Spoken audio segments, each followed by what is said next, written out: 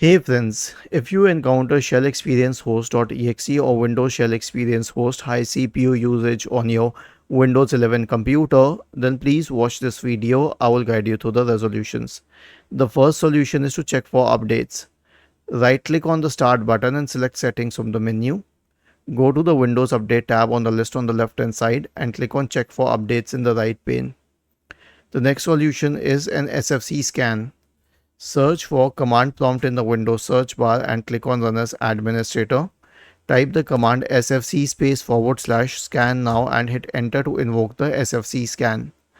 The next solution is a clean boot, so search for system configuration in the Windows search bar and click on Run as Administrator.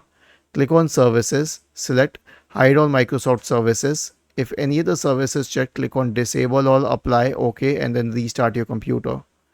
The last solution is a system restore. So search for recovery in the Windows search bar and open recovery. Okay.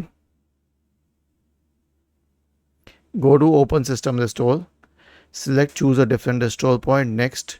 Choose a good restore point next and finally click on finish to initiate the system restore process. Was this helpful? If yes, then please subscribe to the channel, and if not, then let us know in the comment section of the video on how we could help you further. Thank you for watching this video and have a nice day.